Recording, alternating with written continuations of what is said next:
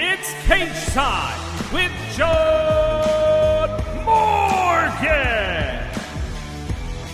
And welcome everybody to a post UFC 323 edition of Cageside with John Morgan. I'm your host, Eric McMahon. We crowned two new champions at this past weekend's pay-per-view, both wildly unexpected.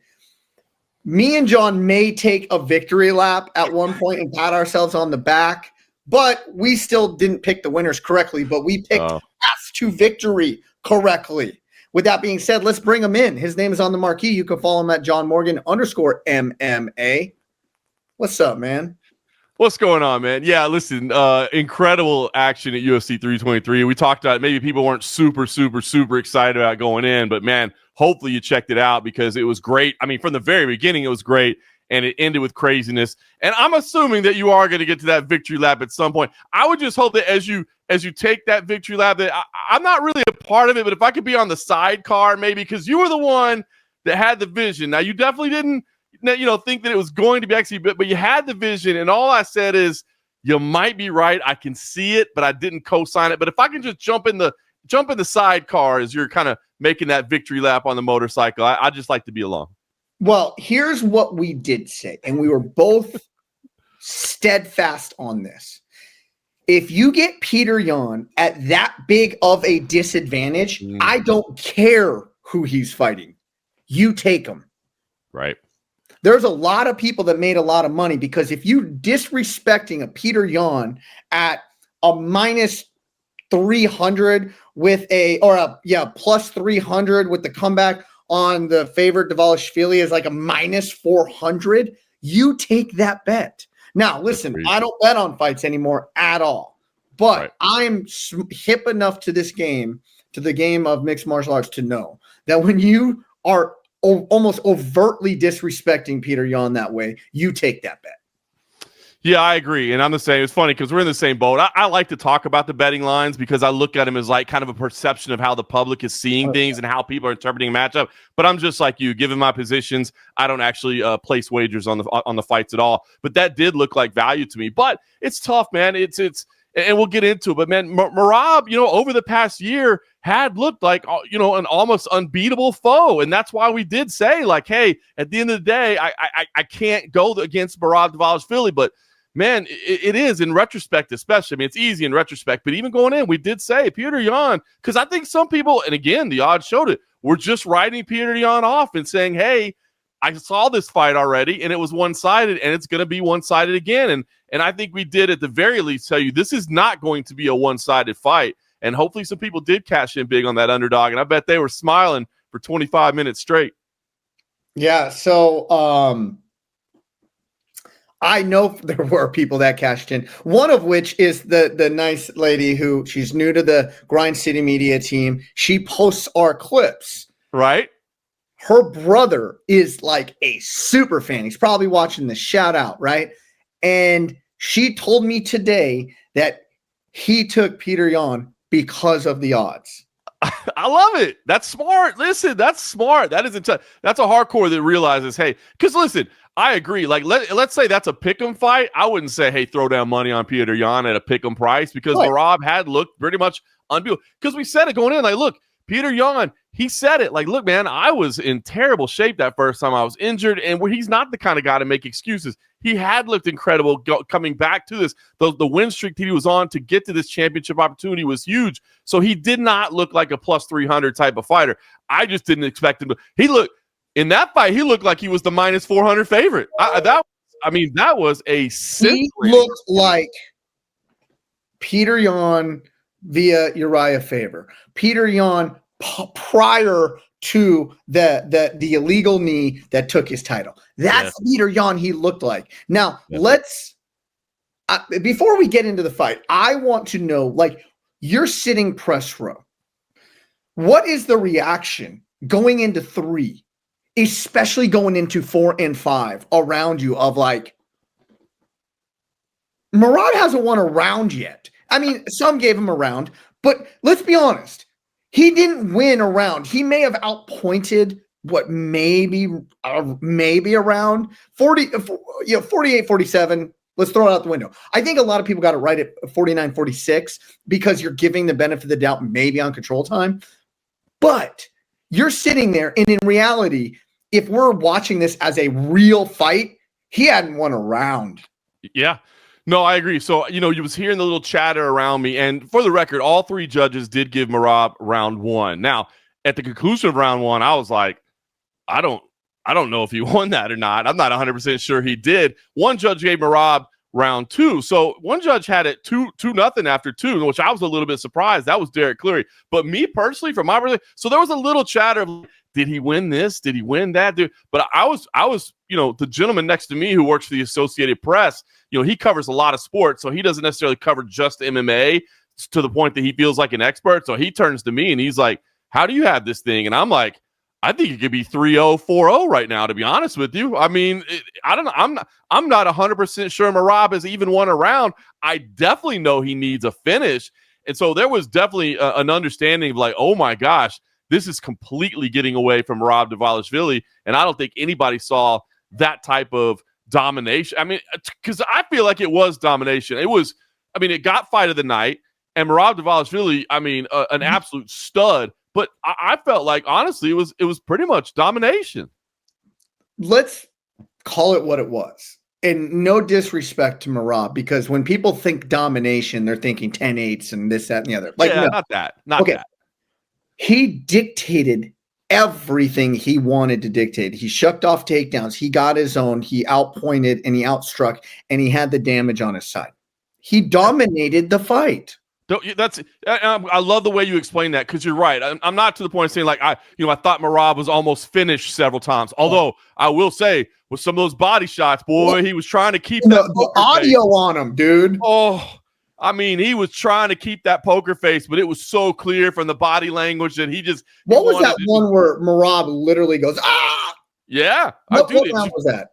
It had to be 3 or 4. Yeah. Those body kicks were brutal. But there were a couple of them, man, and you could see him, the elbows drop a little bit, but he's trying to, he wants the ball up on the ground and just like writhe in pain, but he's so tough and he's so durable. So I love the way you explain that, because when I say domination, that's exactly what I mean. Not to the point that Merab's, he's about to be finished. How is he even still in there? But there was nothing I could look to as we're going into rounds 4 and 5. There's nothing I can look to where I'm like, oh, well, at least Merab is doing this, or, oh, if Merab would just do that. Because the takedowns, his takedowns were just not effective. Petr Yan addressed them perfectly. And, the striking is always going to lend itself to Yan. Anything can happen in a fight, but there just wasn't a lot going right for Merab Dvalishvili.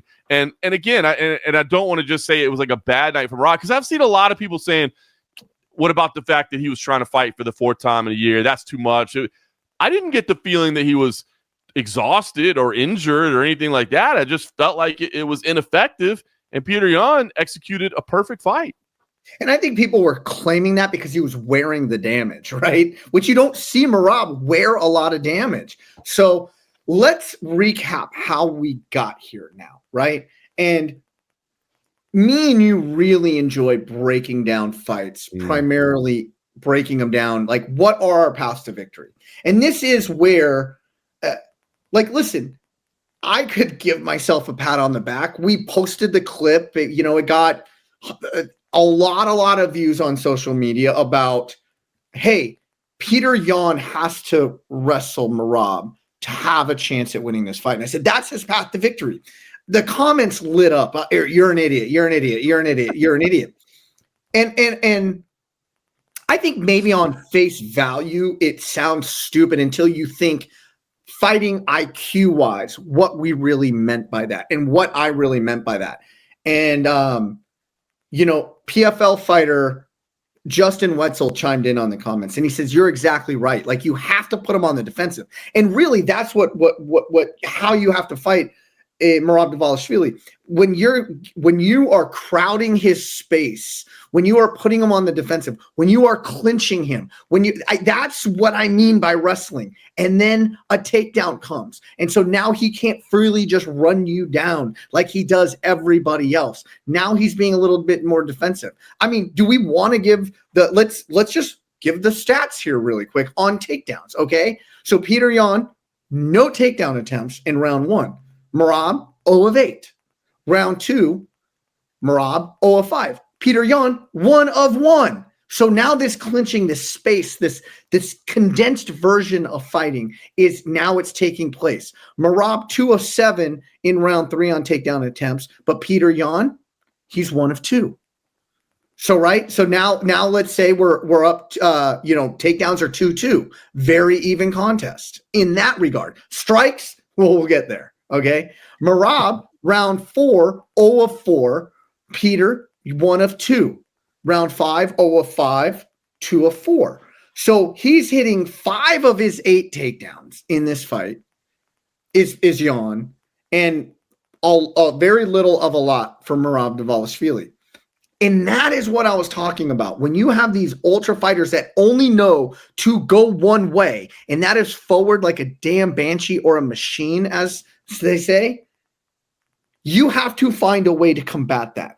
And wrestling, putting them on the defensive, wrestling, I equate in a mixed martial arts fight is the clinch, is the control, the switching of positions on the fence. All that is wrestling. And that, I think, is the path forward in what you need to do with Merab, because it takes him out of his one path and his one path forward. It makes him think about other things. And then guess what? All those kicks, it opened up all those liver kicks. It opened up all those punches. It opened up literally the seas parted. And credit where credit is due to Merab Dvalishvili. That is one ton tough son of a gun. People do not absorb that punishment from Petr Yan and walk out the cage. And he did. No. And he won all 5 rounds, and he walked through a lot of them.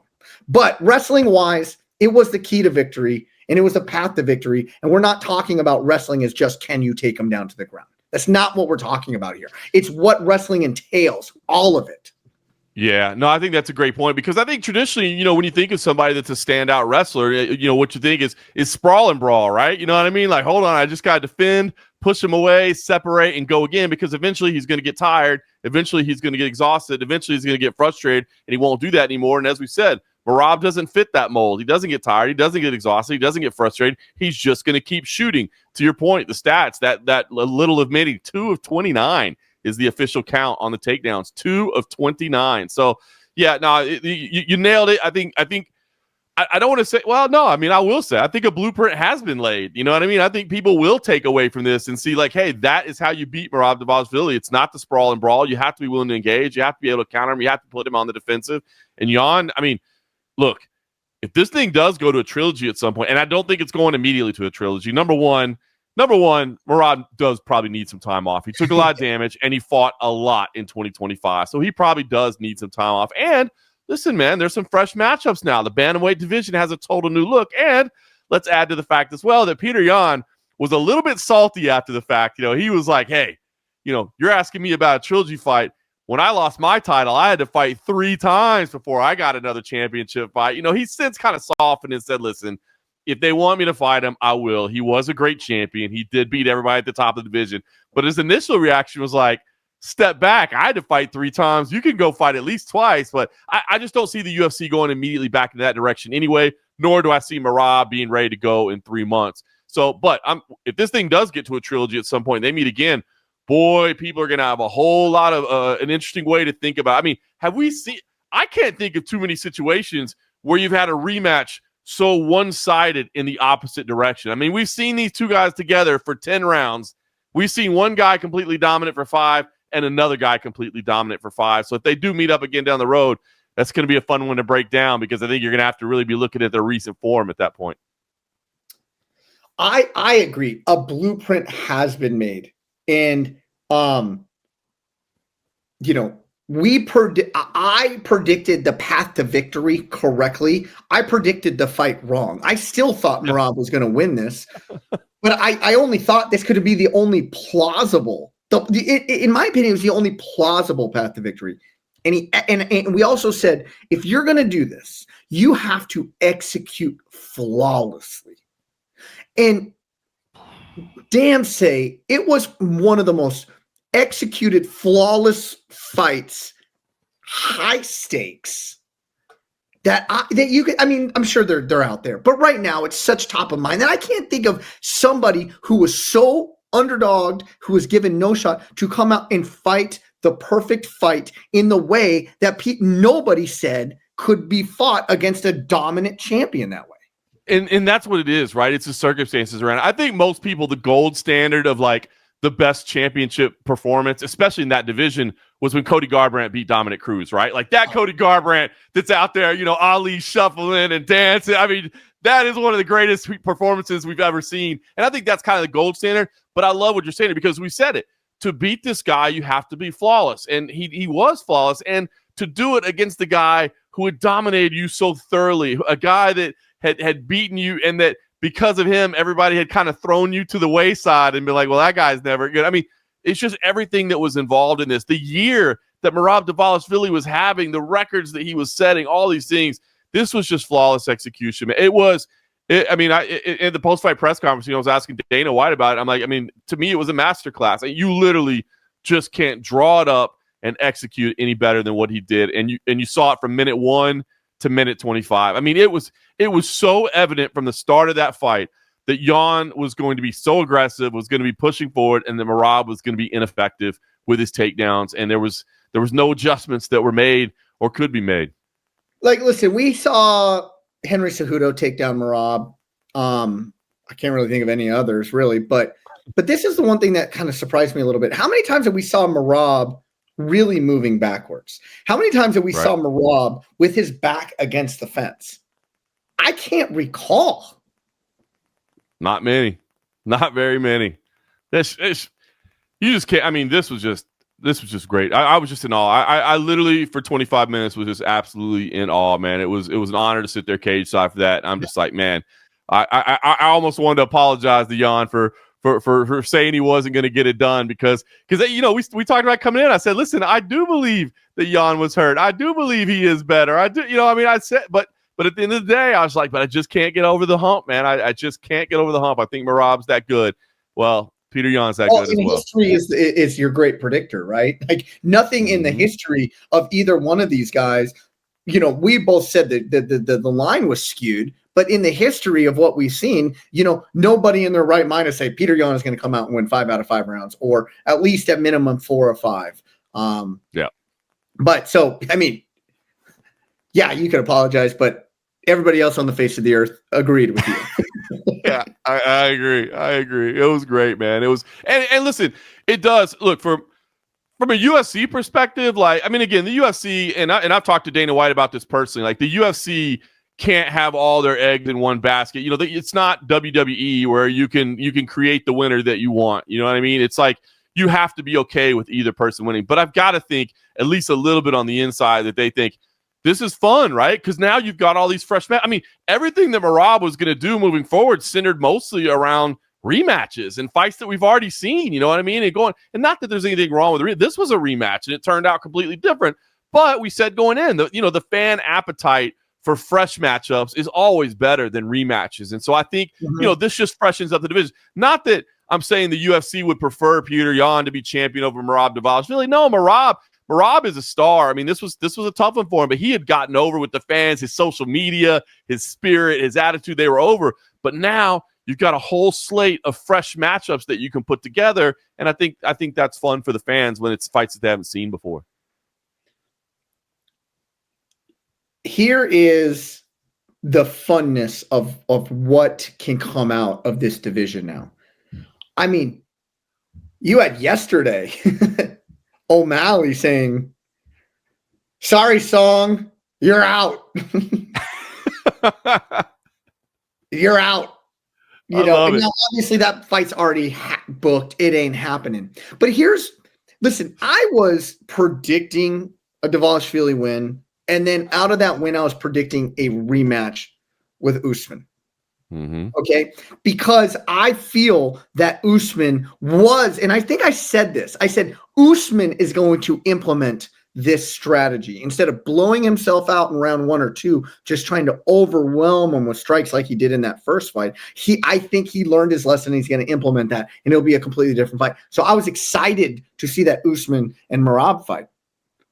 Now, I'm kind of perplexed at what happens next. Do you think that Usman gets the next shot? Do you think that they wait and put Petr Yan on the shelf just for a little bit to then see how the O'Malley-Song Yadong fight plays out? If I'm a betting man, I think that they put Usman number one up against, and holy smokes, what a fight that will be. All right, here's what I think. I'm just a little like, it's not a clear path. It's not. Here's the thing right now is that Umar is the number one matchup. He was the one that people wanted. Sorry, I didn't even catch that you said Usman. I apologize. I would have corrected you.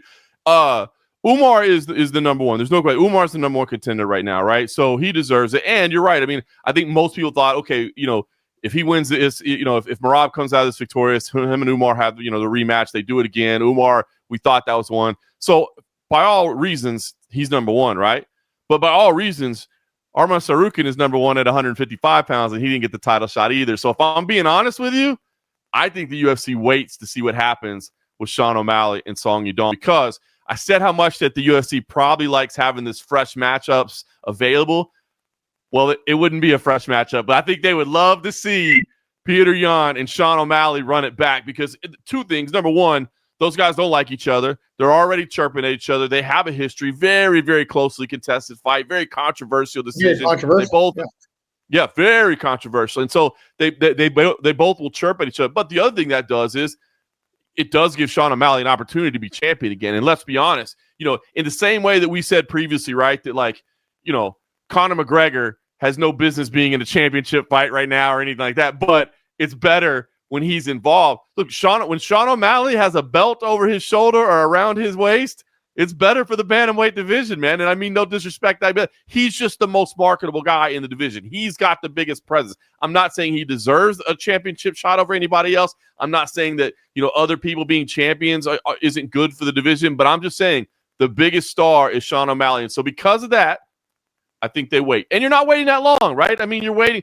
Look, Petr Yan, yeah, it's January, right? I mean, it's right around the corner, late January. So, listen, you're not talking about that long. So I think you wait. Petr Yan, he's going to go home and celebrate, and he's got family, and so he's going to want to spend the holidays with his family. And I don't think he's going to rush right away to book it. So yeah, I don't think they rush. I think they wait. I think they wait. January 24th, right? So I mean, you're talking about 6 weeks from now or so. So I think they wait.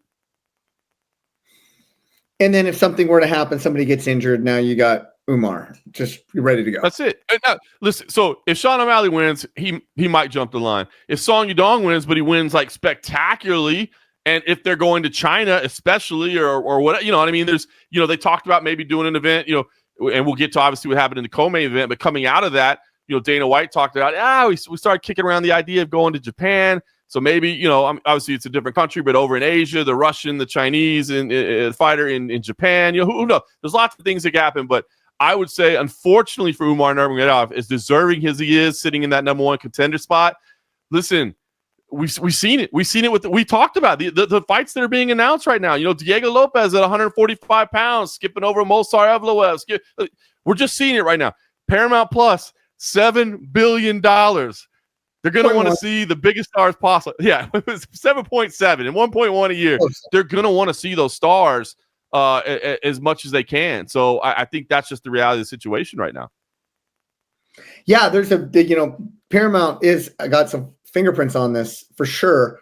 But damn, how fun is this for us fans right now? Like the possibilities in this, and you're right.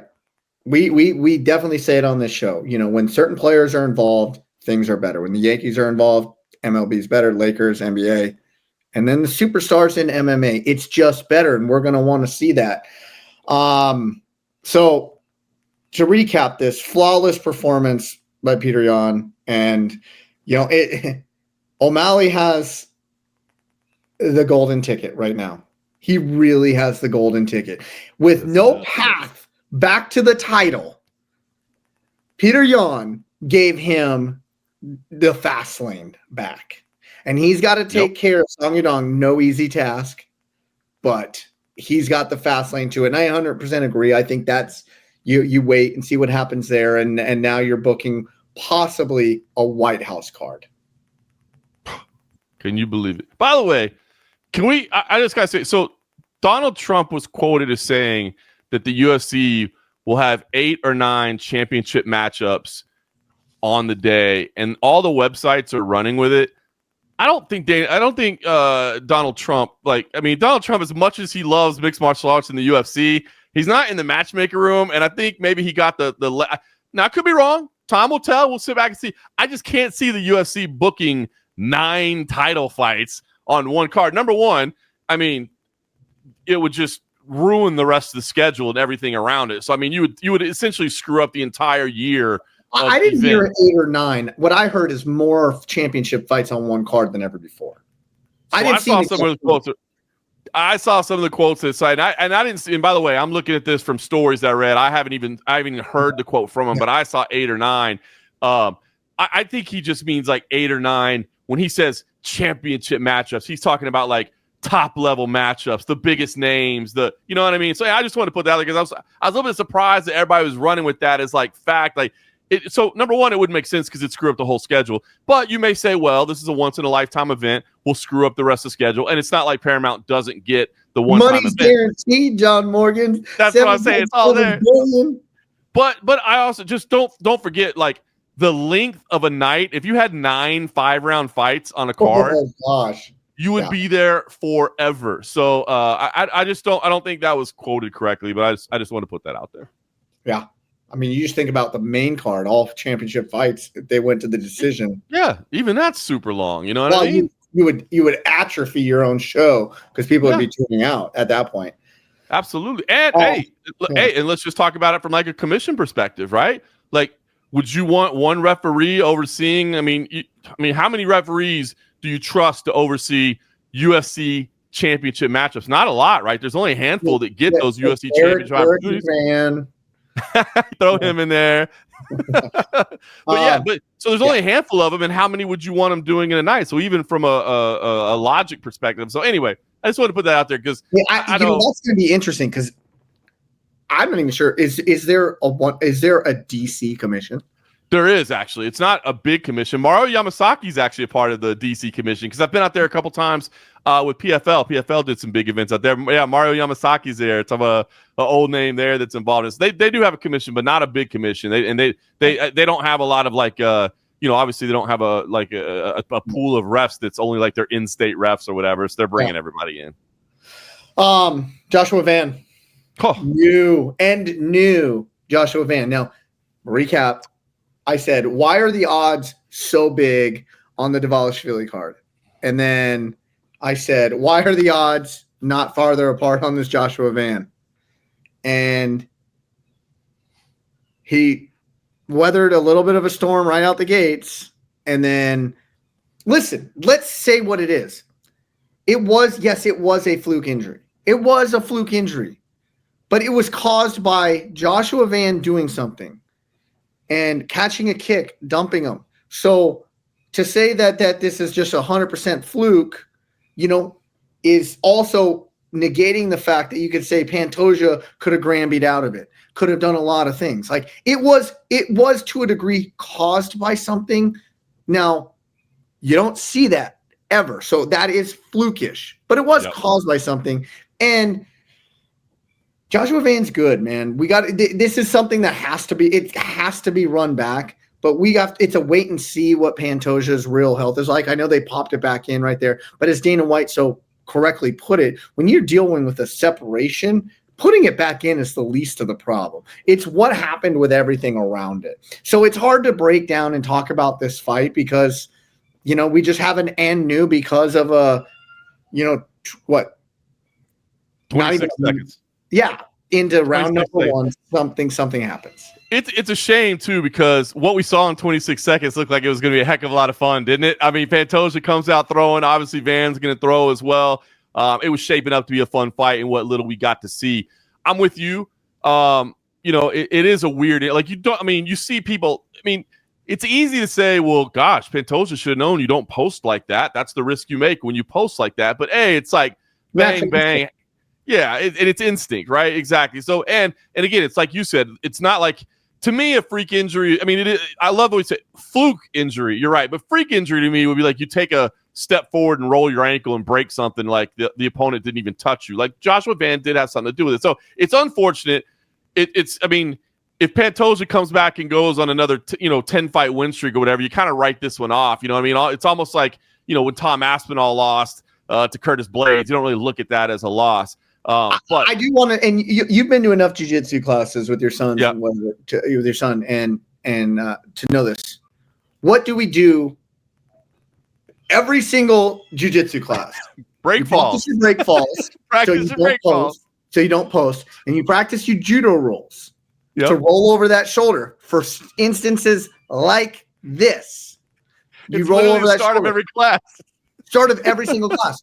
So to a degree, like it was a mistake that Pantoja did it. Now, natural instinct is going to say, fight it to the last second, Yep. And that's why, let's be honest, from a referee standpoint, when everybody's like, oh, well, Bilal Muhammad spiked Leon Edwards on his head and all this stuff.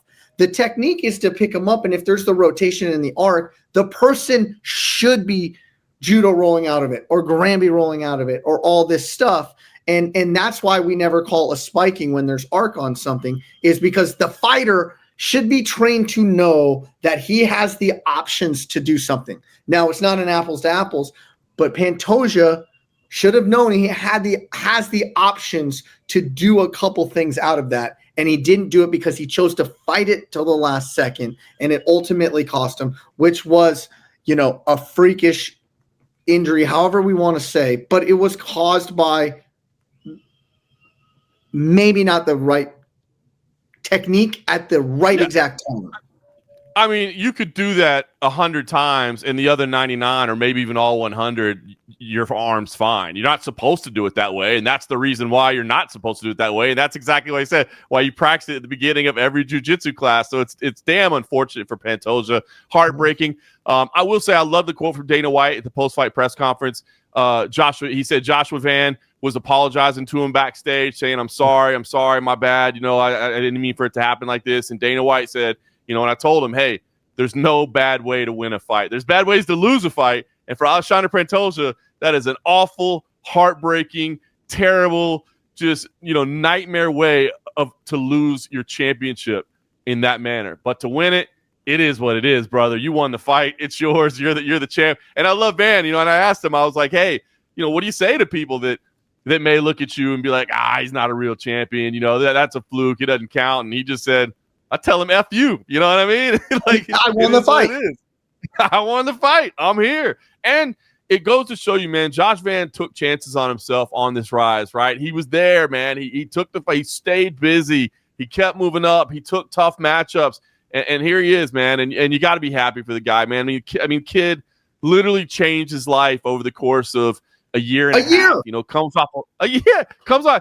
He comes off a loss like 15 months ago, a year and a half ago, and now he's a champion. Unbelievable. We talked about the great story, buying his mom a house and all they had been through, and it's great. So, but heartbreaking for Pantoja.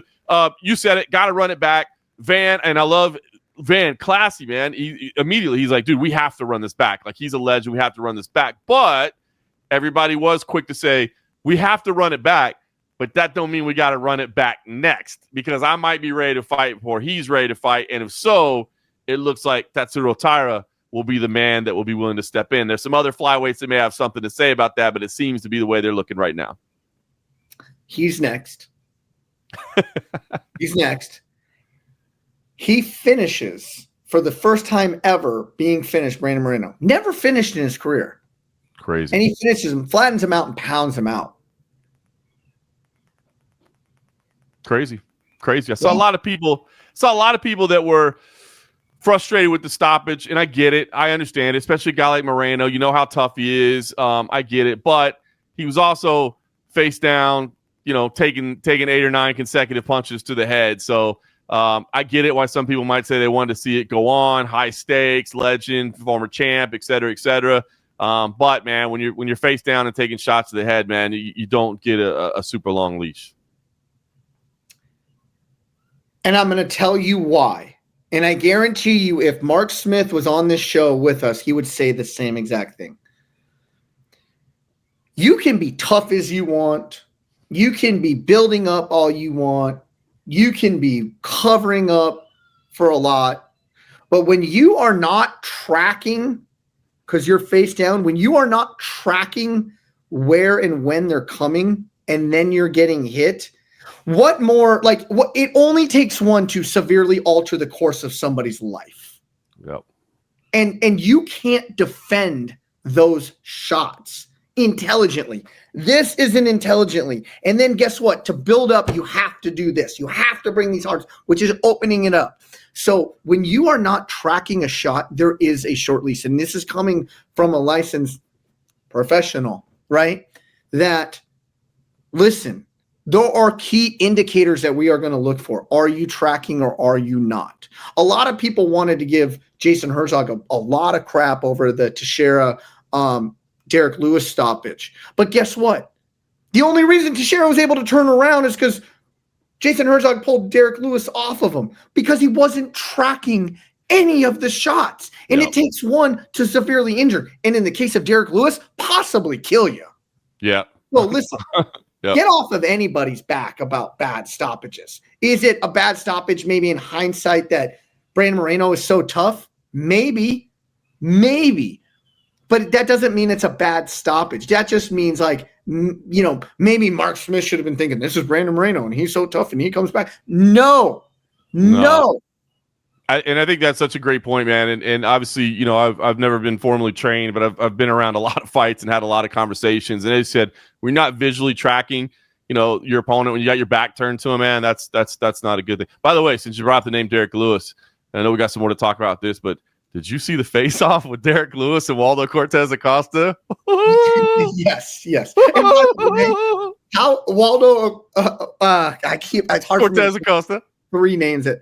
You just call him Waldo. All at one time. Is this guy becoming a star? Literally, like that. Quick. That's how the UFC can build stars. And when you take opportunities and you jump on them, man, I love stories like that, but I still got a spot in my heart for the Black Beast. I love the Black Beast. I love Derrick Lewis. I will always have love. So I'm going to be torn. I'm going to be torn on who I'm cheering for that night. But I know it's going to be violent. It's going to be fun. Their face off was incredible, man. But great point about Waldo. Are huge. Dude, they're huge, massive. But it's such a great point. We talked about it with Joshua Van. Talk about it with Waldo Cortes-Acosta. I'm telling you, this is the message for fighters coming up is, man, try to stay as active as possible. Try to be ready. Man, because you only get to be in front of the fans. Look, even Merab Dvalishvili, how much did his star rise over the past this course year? Because he fought 4 times. This is not a sport where you get 82 games scheduled and you get to be on TV 3 times a week. And, it's just not. You might get to fight twice a year, especially if you don't, speak up a little bit. Take these opportunities. Roll the dice a little bit. Sometimes you may feel like, I need a little bit more time. Do it, man. That's how you become a star. That's how you become a star. Staying ready and taking big opportunities. Henry Cejudo retires, and I listen. I said, hey, I'm picking Henry Cejudo because of the championship mindset. Peyton Talbot put a beating on him, and I was partially right. The championship mindset of Henry Cejudo is the only reason he did not get finished. It's because he has that competitor championship mindset. But the point we made, over the age of 35, all these metrics and stuff going into it, it wasn't a championship fight, but you could apply that metric here. Father Time is undefeated, and we're at this point. Yeah. But you know what's funny is I was watching the fight, though. I really was thinking about our discussion and your points because I think you were spot on. And I was like, look, man, I get it. I want to pull for the guy, but younger, bigger, faster, more dynamic. And Peyton Talbot showed all those things. But you're spot on because I think there were I recall 2 separate occasions where I felt like he took a big enough shot that he could have easily folded. And he started to fold a little bit just because it's natural. Your body does. And you could see Cejudo, that championship mindset that you talked about, going, nope, this is the last dance, baby. We're not going down like this. We're going out. So it was on display. And I was happy to see that the UFC did give him a video package. There were some people curious if that was going to happen. I know there were a lot of people that wondered if maybe the tensions between the UFC and Henry, and Dana talked about it a little bit afterwards, that Dana was very, very frustrated when Henry walked away, because when he retired, it really seemed to be more of a contract dispute than anything else. And Dana thought it was a terrible idea. And I think it was too. I think he cost himself some money and some legacy. I think in 2020, it definitely was. He didn't come back in farewell on his return tour. Exactly. So it was a shame, but Henry went out there and gave it his all. And I'm like, even if you don't like Henry Cejudo, I don't see how you couldn't be impressed with what he did out there. And Peyton Talbot looks like the goods, man. I know a lot of people jumped off that bandwagon, but you might want to hop back on if there's still room, because that kid looks like the goods. And again, and a showman too, right? Like getting the takedown and wagging the tongue, and I mean, the guy's fun. So amazing performance from him. Yeah, I mean, do you think people are going to look back at Henry Cejudo as not quite possibly, and he coined it, but I happen to agree, the greatest combat sports athlete of all time, because of 4 straight losses on the return tour? Because that is, I mean, even from a Henry Cejudo fan, like, because I'm a big wrestling fan and all this, coming back, that's hard for me to swallow that. Henry Cejudo. Now, revisionist history, that was a controversial Aljamain Sterling loss, right? Right. But that's hard to swallow. And so I think anybody coming in, they're going to look at Henry Cejudo's. This guy was an Olympic champion, a double champion. So that's where the triple C comes from. But do you think this slide tarnishes him, or do you think he had to come back because of the way he left it the first time? It's so hard to say, right? Because like you and I, lived the era of Anderson Silva when he was just untouchable. Like when he was operating in the Matrix and like he was clear, untouchable. Like it was just insane. Like that to me is one of the greatest combat sports athletes I've ever seen. But when you analyze somebody's career, do you look at the end, when he's in his 40s, taking 7 straight losses? I mean, you kind of have to, right? So, no, I think for Henry, as Anderson Silva, I know it's hard, right? And I don't know what the right answer is either, man, because I feel like, like if that's the case, then you can never argue against Khabib, right? Because Khabib walked away at the top, he never lost a fight. George St. Pierre obviously walked away on a couple different occasions. I don't know, man. What he accomplished, there's a reason only one person has done it. Like anytime you do something and you're the only dude, there's only been one guy that's won an Olympic gold medal and championships in 2 different weight classes in the UFC. If anytime it's an accomplishment that only one person has done, and it's not like some random accomplishment, like, did you know that only one person in UFC history has won a fight by a punch at 4:56 of the 3rd round? Or, it's like not something just dumb. When you're talking about being at the top of 3 different areas, it's unbelievable. So to me, he is absolutely one of the greatest competitors, one of the greatest combat sports athletes of all time. He just is. He simply is. But I do think people will look back at the losses and be like, you can't really count him in there. But that's silly, man. Nobody's accomplished what he's accomplished. It's amazing. And by the way, let me just say, the King of Cringe, he did it. He'll tell you. He did it because he wanted to make it more fun. He wanted to make it more interesting. He wanted to give people to talk about. He took that pressure on himself. It's much easier. And this is the hard thing, I think, for people to understand about mixed martial arts. Most mixed martial arts, not all, but most, do not care to be showmen like that. It's not part of who they are. You know what I mean? They just want to go out there and compete and show their skills and test themselves man on man against somebody else. They don't really want to do the pre-fight press conference and all the interviews and talk trash. And Henry was like, man, nobody's paying attention to this division. I got to get wild. I got to get crazy. I got to get people talking about me, whether it's good or bad. So cut him a little bit of slack. The man took that responsibility on himself to try to better things for his division and for other athletes. And, by all accounts and every experience I've ever had, he's a good dude. And, it seems like he's going to be an incredible coach, an incredible advisor in this next phase of his career. When you listen to him analytically talk about fighting, he may be one of the smartest brains that this sport has produced. But I want to go back to, this man beat Demetrius Johnson. Demetrius Johnson, prime, untouchable Demetrius Johnson. That's what Henry Cejudo did. And for no other reason than that. He's a first ballot Hall of Famer. Don't even wait to put in the King of Cringe. They will, because there's heat there. Right? But when you look back on his career, most people, the Olympic gold medal, the medal stands on its own. That's by far just stands on its own. But all this other stuff, you just need to say he beat Demetrius Johnson. He beat Demetrius Johnson.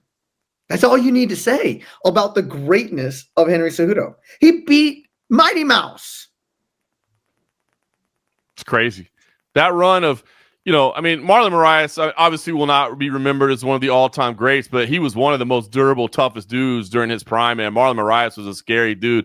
But 4 results in a row of wins over Demetrius Johnson, TJ Dillashaw, Marlon Moraes, and Dominic Cruz. I mean, damn. And then if you want to go ahead and throw in that win streak, if you want to go ahead and throw in the names Sergio Pettis and Wilson Hayes, who are respected veterans to say the least. I mean, unbelievable. Sergio Pettis went on to have a spectacular career. Spectacular career. Obviously, that was very early in his career, but he went on to have a very spectacular career of his own. So great run. And yeah, again, just the accomplishments are there, and he's not done. He's going to be around the sport for a long, long time. As you said, he is a phenomenal mind for the game and a passion for teaching people, like a passion for sharing it. Like, it's one thing to just be like, somebody that just knows the game real well, and you just want to sit up on your throne and break down why somebody's good and somebody's not. But no, like, he wants to get on the mats and teach you and show you. I've talked to people that have been at youth wrestling camps that he's given his time to, and like taking, that's cool, man. That stuff's cool. He wants to pass on that knowledge and help others. So one of my good friends in Arizona just 2 weeks ago sent a picture of his son and Henry Cejudo at a wrestling event, a local wrestling event that Henry Cejudo was at. The guy is cool. About the game. He's about this life. Yep. I got all the respect in the world. And hopefully if you weren't a King of Cringe fan, you at least became one, seeing the heart that he showed out there. Because there were a couple times where it looked like he was about to wilt, and you could see that championship mindset you talked about. You saw that switch flip in him saying, I ain't going out like this. Yep. You watched it, and he boom, boom, and he just comes back swinging, man. Like, and just that's all championship mindset, and he had it. I was wrong on the outcome of the fight. I was right that he did have it, and he showed it. He tried to make it a scrap. He didn't necessarily set up into that weird karate stance. He just came out swinging. He was throwing. He was having fun, man. It was good. But Peyton Talbot's the goods, man. That kid's got a bright future. That kid's got a bright future. Yeah, that kid is definitely the goods. John Morgan, you want to know who definitely's got the goods as well? Let's hear it. Manuel Torres. Jeez, that dude. Come on. That run that he's on, a first round finishes. This by far the biggest. I haven't seen the new rankings, but I imagine he's going to break into the lightweight rankings. This dude is must-watch television every single time out there. And the great thing about it, he's must-watch TV, and you don't have to watch for very long. You know what I mean? Like, you're probably watching for 5 minutes or less. Well, let's go back. So we'll start we'll look at his UFC fights so far. Okay, Dana White Contender Series. First round, 210 TKO punches. His first fight, Frank Camacho, TKO punches, first round. Nicholas Mota, KO elbow, first round. All the way into February of 24, Chris Duncan, submission rear naked choke, first round. Then he does lose to Baham. I can't even pronounce the guy's name. Yes. Yep. Who's very good, by the way. And he loses 2 punches in the first round. Yep. Drew Dober, TKO punches, first round. Grant Dawson, TKO punches, first round victory. He's lost 1 UFC fight. All of his fights are first round finishes or loss, only one being lost. Must watch TV. And this was a particularly impressive performance because Grant Dawson ain't no chump. Grant Dawson was a big favorite. Grant Dawson was going to try and get this fight to the ground and pound him out. Grant Dawson had no chance on the feet. He looked like he had no chance on the feet. And the couple times he did just hope to get a takedown, he wasn't even close. It was smooth. It was calm. It was calculated by Manuel Torres.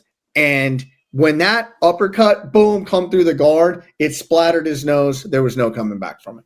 None whatsoever. This was big.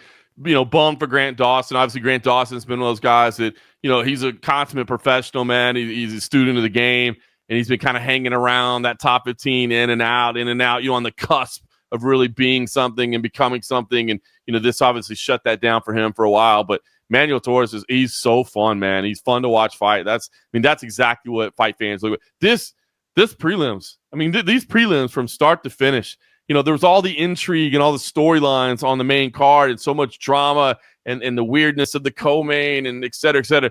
But, just from a fan perspective and a fun perspective, from start to finish, man, all 9 of these preliminary bouts were spectacular. I do want to go back and just say how impressive of Miguel Torres. I always think Miguel Torres. Miguel Torres. Yeah. Grant Dawson, I think, has 16 UFC. I think it's 16 UFC fights. He's only got 2 losses. Grant Dawson's a stud, and he like first round knockout, man. Biggest win of his career, man. Biggest win of his career. Huge step forward. And I like I said, I think he's going to break into the rankings. We'll see where he settles. But this was a huge win for him, man. And again, I think he's going to get a big fight next, and he should be on everybody's radar if he wasn't already. This was massive. I had known about him. Like, oh yeah, I see what he's doing. And then I said, no, Grant Dawson is going to Grant Dawson him. Grant Dawson is going to do what he does, grind it out, beat him. God, and then I was like, but then Grant Dawson, like right off the bat, and DC had made mention about it on the broadcast, is throwing these weird looping punches because he knew I need to close that distance as fast as possible. Standing at range with this dude has gotten disaster written all over it. Wasn't able to get the takedown, disaster all over it. But now where do we go from here, John? We have 6 weeks until another UFC fight. Where do we go? What does Eric do for the next 6 weeks? I was going to say, don't forget Saturday. We do have a very big main event, Brandon Royval, Manel Kape, but then we have a break. Yeah. What do I do? What do I do? We got you covered at CFFC, baby. You're not without it. UFC Fight Pass, CFFC. We got you. Got CFFC 149 on December 20th. 4 championship matchups on that. It might not be 8 or 9 championships at the White House, but there are 4 championship matchups at the Hard Rock Hotel and Casino, Atlantic City. I'm looking forward to that. Myself and Michael Chiesa will be on the card, but Ryan Cafaro, kind of a local legend in the Northeast who's been a part of the game for a long time. He wants to punch his ticket to the UFC. He's got a rematch with Justin Patton. We got the undefeated stud in Bilal Hassan is facing Ronaldo Mansi, his fellow Indonesian fighter. How is he not in the show yet? Don't get it, man. I'll be honest. I don't get it. Part of it, like, I guess it's 7-0. He's spectacular in the cage. He's spectacular on the mic. I thought for sure he'd be in the UFC by now. I guess it's good, like getting more. And again, Ronaldo Mansi, the guy he's fighting, is 7-0 as well. So he's coming in to play spoiler. And by the way, he's a fellow striker as well, Taekwondo stylist at heart. So I think that's going to be a fun matchup. But I agree. I thought Bilal Hassan would be in the UFC by now. But some more seasonings, some more victories. Maybe this will be the one that punches him in there. That'll be a great fight. Emily Martin's our women's bantamweight champ. She's going against Alexa Connors, which should be a fun fight there. And Chris Brown. Yep. Quick. He wins this fight. Timing works out to early contender series, probably, right? I would think so. Yeah. I was for sure thinking they were going to buy, because he's that. I've been fortunate enough that I've reffed him, I think, twice. Right. And you see greatness right away. I can tell you, like, hey, John, watch this guy. Watch out for this guy. He's going. Like, I can see greatness. I see greatness in him. And I was shocked that he didn't get his thing. So do you think it's from a standpoint of, hey, we want to build through the contender series, and he's got to go through the contender series? I think, dude, I thought he'd be picked up this year, to be honest with you. They definitely want to use contender series. He is 24 years old, so time is on his side. I thought he would have been picked up for contender series this year, so maybe one more win will get him on next year. As you said, it should set up. We'll see. Maybe they'll want him to get one more. I don't know. And again, Ronaldo Mansi can come in and play spoiler. By the way, did you see contender series is going to end up on Paramount Plus as well? That was announced. Man, everything's on Paramount Plus. Are they going to have a second season of contender series? I know that was talked about a late summer, and then the late summer like it is, and then a spring. As of now, I don't believe so. We haven't heard that they are, but I mean, they certainly could. I know Dana could do it. Dana said, "Hey, I'll do this every single Tuesday night." But I know because originally they were saying they wanted to add a second season of 10 more weeks, right? Yeah, I think McMahon and Sean Shelby have talked him out of it to just say, "Hey, listen, we got to get these guys some time, go let them fight in the CFFCs of the world, let them fight in Cage Fury Fighting Championships." But that would actually kill some of the regional promotions because everybody's gonna be waiting for the call. Because at least because I can tell you right now, and I understand it, right? When they start, when they start booking Contender Series, it gets really, really hard to book cards because everybody's like, don't want to commit. And don't get me wrong, if we have you booked for a CFFC and you get called up to Contender Series, like we're letting you out of your fight, like that's fine. You know what I mean? Like that's what we're doing is to try to get people opportunities to be in the UFC. So we're gonna let you go. But I do understand why people are just like, nah. I don't want to make a commitment. You know what I mean? I want to be open in case they need me. So yeah, if they had Contender Series year round, I think it'd be really challenging to get people booked on fight cards. So yeah, we got that coming up on December 20th. And by the way, we'll just tease as well. We'll talk about it more, but CFFC BJJ 16 is on December 27th as well. So, even when the UFC is done, you're not done with combat sports just yet. Okay, so we still got some action for you on UFC Fight Pass. We got CFFC. We got you taken care of. We understand that you're going to be sitting around the house on a Saturday shaking a little bit, just going like, I don't know what to do. I don't know what to do with myself. So we got you. Where's my combat sports? I don't know what to do. There's no UFC. Well, we got you. Luckily, we have one more week of UFC still. And we have Royval versus Cape. Spectacular. Spectacular fight. Do you have the line on this, any chance? I don't. Let's take a look at it. I didn't have it pulled up. Let me see. You want to guess at it? I don't even want to. I don't know. Like, I really don't know. And if I'm thinking like you had Royval coming off the fight, but then you have Cape, who is like, in my opinion, probably one of the funnest fighters you could possibly watch. And I would think that maybe Cape is a slight favorite or a pick'em. That's what I thought, brother. I was thinking the same thing in my head, and you broke it down perfect. These are two of my favorite fighters in the division, man. I love both these guys, the way they fight, their personalities. I'm a little bit heartbroken by the matchup because I don't know who to cheer for, but I love these two guys. And I thought the same thing. Manel Cape is minus 300. No. Minus 300.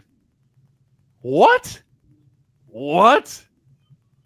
I don't get that. I do not get that at all.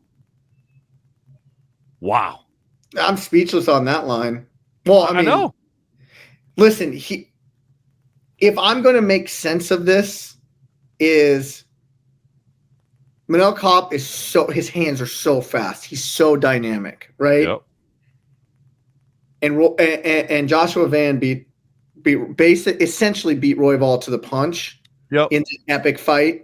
Was willing to walk through him to beat him to the punch in a lot of them. But that speed, I think, is what gave Joshua Van, and the relentlessness gave him the edge in the Royval fight. And so maybe that's what, but 300, that ain't, but that's maybe where I'm going, like minus 135. Yeah, that's what I always love, and shout out to Dan Stupp, my old editor, MMA Junkie, who would always refer me to the implied probability calculator.